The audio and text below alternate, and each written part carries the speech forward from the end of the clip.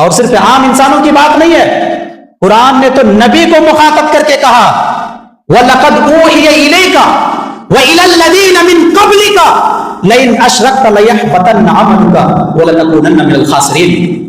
ہم نے آپ پر وحی کی ہے اور آپ سے پہلے جتنے بھی رسول آئے، جتنے بھی پیغمبر آئے، جتنے بھی نبی آئے، ہم نے ان کی طرف بھی یہ وحی کی ہے لئن اشرکتا، اگر تو نے شرک کیا لیحبطن عملک، تو تیرے اعمال بھی برباد ہو جائیں گے ولتکونن من الخاسرین، اور تو خسارہ اٹھانے والوں میں سے ہو جائے گا۔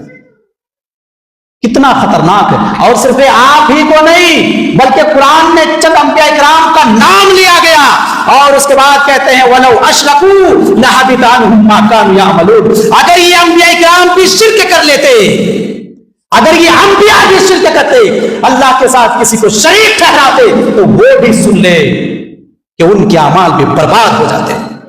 غور کرنے والی بات ہے، جن انبیاء کرام کو بھیجا گیا تھا توحید کا اعلان کرنے کے لیے، جن انبیاء کرام نے اپنے فریضے کو انجام دیا، اللہ کہہ رہا اگر یہ بھی شرک میں ملوث ہو جاتے تو ہم ان کے اعمال کو بھی برباد کر دیتے۔ حالانکہ یہ ممکن ہی نہیں تھا کہ کوئی نبی شرک میں مبتلا ہو جائے یا شرک جیسے اعمال کر بیٹھے، لیکن انبیاء کے بارے میں اللہ رب العالمین کہہ رہا ہے لو اشرکوا لحبط عنہم ما كانوا يعملون، اگر یہ انبیاء ہو کر یہ شرک کریں تو ان کے اعمال تباہ و برباد ہو جائیں۔ ان الذين تدعون من دون الله لن يخلقوا ذبابا ولو اجتمعوا له، یہ قرآن کا اعلان ہے، کسی مولوی کی لکھی ہوئی کتاب کے الفاظ نہیں ہے، یہ قرآن کہتے کی چوٹ پر اعلان کرتا ہے ان الذين تدعون من دون الله، اللہ کو چھوڑ کر تم جن کو بھی پکارتے ہو، اللہ کو چھوڑ کر تم جن کو بھی پکارتے ہو یا جن کی طرف بھی بلاتے ہو، جس کی طرف بھی تم پکارتے ہو اللہ کو چھوڑ کر، ان الذين تدعون من دون الله لن يخلقوا ذبابا، جن کو تم پکار رہے ہو وہ ایک مکھی کو پیدا کرنا نہیں پیدا کر سکتے، یعنی ہرگز پیدا کر ہی نہیں سکتے۔ لن يخلقوا ذبابا، ایک مکھی بھی پیدا نہیں کر سکتے، ایک مکھی۔ بیٹے کی بات تو دور کی بات ہے، اولاد کی بات تو دور کی بات ہے، بیٹی کی بات تو دور کی بات ہے، یہاں کہہ رہا لن يخلقوا ذبابا، ایک مکھی بھی پیدا نہیں کر سکتے۔ اور ذبابا وہ بھی نکیرہ استعمال کیا، دنیا میں جتنے مکھیاں ہیں ان تمام کے پیدا کرنے کی بات نہیں ہے، صرف ایک مکھی نہیں پیدا کر سکتے۔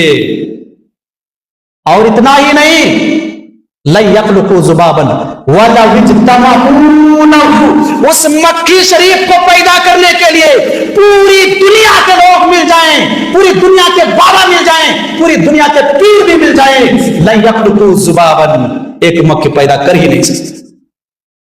ولو اجتمعوا له، اور پیدا کرنا تو بڑی بات ہے، وَإِن يَسْلُبْهُمُ الذُّبَابُ شَيْئًا لا يستنقذوه منه ضعف الطالب والمطلوب۔ یہ قرآن تماچا مار رہا ہے اور یہ کہہ رہا ہے کہ ایک مکھی کے پیدا کرنے کی بات تم کرتے ہو، نہیں کر سکتے۔ اور آگے کہا پیدا کرنا تو بڑی بات، وہ مکھی جس کو تم پیدا نہیں کر سکتے، وہ مکھی تمہارے کھانے میں سے، تمہارے حلوے میں سے، تمہارے مٹھائی میں سے اگر رس چوس لے اور وہ اڑ جائے، لا يستنقذوه منه، تو تم اس سے وہ چیز بھی چھین نہیں سکتے، واپس لے نہیں سکتے۔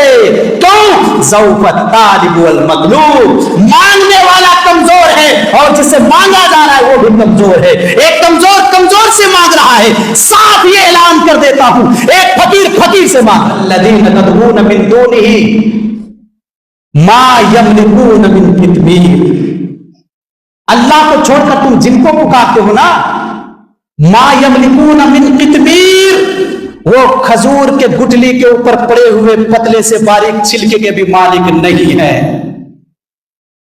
ارے جن کو بیٹا بیٹی دینے والا سمجھ رہے ہیں، جن کو مشکل کشا سمجھتے ہیں، جن کو یہ سمجھتے ہیں کہ ہماری بگڑیاں بناتے ہیں، ان کے بارے میں قرآن کیا پیش کرتا ہے؟